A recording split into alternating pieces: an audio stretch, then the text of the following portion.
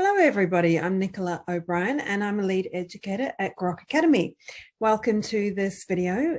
Today we're talking about teaching cybersecurity in the primary years. And particularly today we're going to be talking about teaching students about password hygiene, how to choose a good password and how to make sure people can't guess your password. Before we get underway, I'd like to acknowledge the traditional owners and custodians of the land where I'm recording today, the Camaragal people. I'd like to recognise the First Nations people of Australia as this country's original teachers and holders of knowledge. This video refers to a range of classroom activities, both online and unplugged. I'll provide links at the end of the video so you can access everything that we discussed today. All the activities I'll be showing you are available free of charge for Australian school students in years 3 and above. Also, before I get underway, I'd like to thank Google. Their funding under the CS Educator PD Grants Program in 2021 has made the recording and hosting of this series of videos possible. In a year where we had so many unpredictable twists and turns that we couldn't deliver the face-to-face PD we wanted, we're grateful for Google's flexibility, and we're providing these videos as part of our ongoing commitment to computer science education. So in this video, we're talking about passwords and how to teach students about that. We'll be showing some online and unplugged activities that you can use and giving you some ideas about the key themes to teach with students. And the key idea that holds this group of activities together is learning what makes a good password. This is really key. Students younger and younger are creating accounts, and we know that in the classroom it's often difficult to enforce good password practices, particularly with younger students, where it can take a lot of class time just to get everybody logged in. But with more and more of our data living online, it's really important to secure information by choosing good, strong passwords. And we'll look at some examples and teaching ideas to enforce that from a really young age and encourage students to care about protecting their information. So the first thing that I'll show you today is an unplugged activity, a fun way to start talking about passwords. I'll show you what that looks like now. We have a worksheet that you can download. It's called Giving Your Passwords Superpowers. I could read through the description of how we play this activity, or I can show you a picture, which I think will really neatly summarize what the activity is all about. Just find the right tab. Now, if this game looks familiar to you, it's Mastermind. Even if it's not familiar to you, the premise of the game in the physical game is that you come up with a code, a combination of 4 different colors. You can mix and match, so you might choose 2 of one color, 1 of another. And your partner tries to guess what the code is. And you give feedback step by step as to whether the guess contains the right color in the right position, the right color in the wrong position, or the wrong color in the wrong position. And over a series of guesses, you can refine in to guess what the code is. The worksheet that we've prepared is for primary school students. We give them 3 slots, not 4. So we initially say pick a number between 1 and 6 and a code that's 3 digits long, and guide them through this iterative approach to guessing what the code is. The reason we're doing it, first of all, it's a fun activity to do. It's a nice warm-up. But also students might be surprised how easy it is to guess a 3-number code. And generally within 10 guesses, they can do it. One of the key things we want students to understand with passwords is that long passwords are better. So after they've realized how simple it is, even for humans, let alone computers, to guess a 3-digit number, you can extend the activity by having them rerun it with a 4-digit number. Or instead of constraining it by numbers 1 to 6, they can try it with numbers 0 to 9. And they'll start to get this understanding that longer codes are harder to crack. Codes with more choices on each slot are harder to crack. And intuitively, they'll understand that when they choose a password, longer is better. The second part of the activity, we want to start bringing in the idea of coming up with passwords that are long, but easy for humans to remember, hard for computers to crack. And so we say, well, we can see a 3-digit code is a terrible password. 3 digits takes no time to crack. But we can remember 3 things in our mind really easily. So if we remember 3 words, and in the example we talk about superheroes, so the example we give is Thor, Iron Man, Spider-Man. As a human, I can easily remember that combination of 3 words. But you look at how many characters those 3 words consist of, and I'm trying to count it as I speak to you. Let's say it's around 20 letters. We know that if we spelt those out as a 20-letter code, it would take a really long time to be able to crack that code. And even for a computer, once we get up to that length of around 20 characters, that is very difficult for computers to guess by cycling through all the available options. So the outcome for the students from this activity is short is easy to guess. Let's avoid short passwords.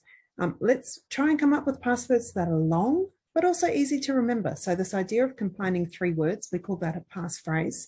And it's really great for students if they can come up with passphrases. Often the hardest thing with younger primary school students is still remembering to keep that passphrase secret.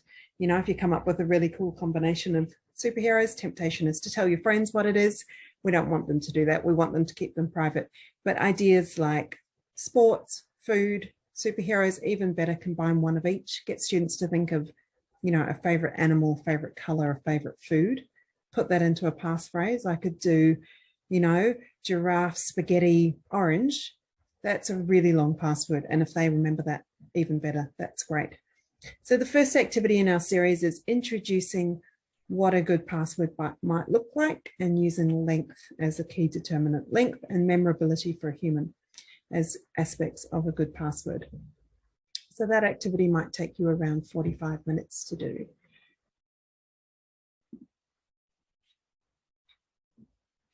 There are some slides here just explaining what it does, and let's look at the learning outcome. So we're introducing passwords as being secret codes that we use to protect our information. In the learning outcome here, we say small bits of information can reveal our passwords. So that's the idea when they play the game. Once you know 1 color or 1 number, it's easier to crack the password. Keeping stuff secret makes it more secure. And also another learning outcome there is that long is better, and even better, something humans can remember.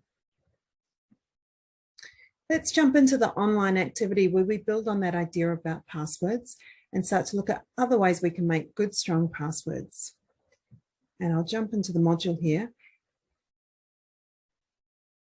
So we step through a series of online challenges. The first thing we introduce students to in the module is that common passwords are not good to use for a number of reasons. One, things like ABC 123 or QWERTY, they're easy for people to guess. And you don't want to use a password someone else can guess. They're also used by hackers. They have long lists of common passwords. And what they'll do is just use someone's email or username and try and sign into it using all of these common passwords in case you've been foolish enough to choose a common password. And so we introduce the idea of what common passwords are and tell the kids don't use those, not useful. And in the example here, we give them a whole lot and they have to classify them. Is this common or not? And we provide a file with a big list of common passwords and give them some recommendations on whether common or rare passwords would be better to use. In the next problem, we introduce a platform called Zinemon, where kids can trade and collect cards. This problem, they look in a couple of places. So the username's been shared in a chat, and then we're looking for the PIN to the account. Now, our character Fabian in this example has used their date of birth as an 8-digit PIN. It's fairly common practice, unfortunately, still, and some systems will detect that that's what you're doing and immediately stop you. But here, Fabian not only has used his date of birth as his PIN, but he's also got his birthday on his social media profile.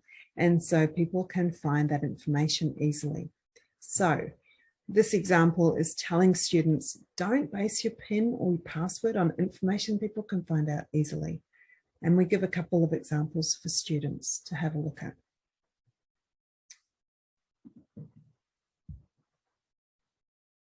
We have another example where students use their favorite sports team as their password, and their social media feed is full of them talking about their favorite team.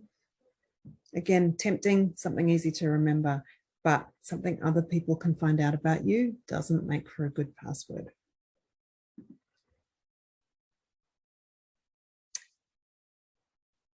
Now, in the next problem, we introduce students to the idea that they've been hacked.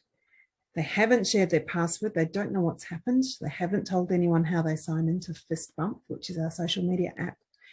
What they have done in this problem, students discover, is they've shared their password in another place. And so in this conversation, they've been chatting to friends in a group chat, and you can see from our social media thing, we have group chats where kids speak to each other. And in this conversation, someone wants to order a new hoodie. That's fine. They're going to be out of town. They really want the friend to order it. They have an account on the hoodies website. And so they've shared the password for that website with their friends in a group chat. Now, unfortunately, Mia's also used the same password in her Fist Bump profile. So by sharing her hoodie password, she's shared her Fist Bump password. And we really want students to avoid using the same password in different places. And you can ask the students and have a great discussion about why that might not be a good idea. And the way I like to think about it is that if I'm using a password for my banking and I'm also using the same password at my local pizza shop, I'm pretty sure that my bank has tighter security than my pizza shop. If my pizza shop gets hacked, that's hacked my bank. It's revealed my personal details to my bank account as well. So we need to use separate passwords in different places. We also have a problem where there's been a data leak, and this happens from time to time. In the previous problem, someone had shared their password with a friend, and that had allowed another account to be signed into. In this case, the credentials have been dumped on the internet, and this happens frequently, unfortunately. Again, if you've reused your password in different places and your credentials get dumped somewhere, it's really a big security breach that then if you've used that password in other places. So we encourage the students always use different passwords. So you can see what we're doing in our activities around password security is giving students some really actionable ideas about what makes a good password, starting from very simply, not a very short one, don't use common ones, getting into a bit more information, don't base it on things people can find out about you, don't share it with other people, don't reuse it. Give a whole lot of advice and some fun, engaging activities that students can then go and share with their friends and family, tell them what they've learned, and also use the skills they get from this module as they start to create their own online accounts. So that's a quick look at the activities that we have available. I'll walk through some slides here. We've seen those in real life. And we have some learning outcomes here just to reiterate what I've said. There are a range of supporting activities that you can access once you've done the unplugged and the online activities. In particular, we have a classroom poster which really spells out and reinforces those ideas about what makes a good password. So I'd recommend getting that up on the wall and putting it somewhere prominently, maybe even attaching the image in the school newsletter or something so that families can see also what makes a strong password. We have a curriculum mapping tool you can access on our website. This is really useful as you start to dig into the key concepts in the Australian curriculum and have a look at what they mean across the different year levels that you're working with, see some examples, see some expanded definitions of the key terms. And as the Australian curriculum changes in 2022, we'll also update this website to reflect the current version of the curriculum, which will be bringing in some new descriptors around cybersecurity and safety. So stay tuned for updates next year, but even still, as you plan your activities, we know most schools won't jump to the Australian curriculum version 9 immediately for 2022. Jump in here at the moment and you'll get really good ideas about exactly what you need to be covering in the classroom as you introduce cybersecurity and digital technologies more generally. The activities I've shown you today, all available on our website and part of a whole range of cybersecurity challenges and activities available for Australian students. One that I'll call out here for primary school teachers in particular is Grok Cybercomp, which happens twice a year. And that activity is a timed 45-minute challenge that you can sign your students up to. They'll work through problems covering a whole lot of relevant cybersecurity concepts. And then after around a week, we publish the answers. Teachers will have access to all of their students' results, and they can see how their students have gone, and if there are any areas like scams awareness or password security that maybe they'd like to revisit in the classroom. There are some longer form challenges as well. So the problems I've shown you today come from the Cyber Marvel activity. There are some longer activities around information privacy and sharing and passwords, which you can find on our website. So I'd encourage you to have a look and choose the right length and topic for your students. The posters I've mentioned, please grab those. And that brings us to the end of this presentation. Hope you've got some ideas for how you can introduce teaching password security to your students. We'd love to hear how you're going. We're on socials. You can find us on Facebook, LinkedIn, and Twitter at the Grok Academy handle. And if you have any questions or follow-up or feedback, please get in touch with us. help@grokacademy.org. We'd love to hear from you and love to hear how you're getting on teaching password security in your classroom. Thank you.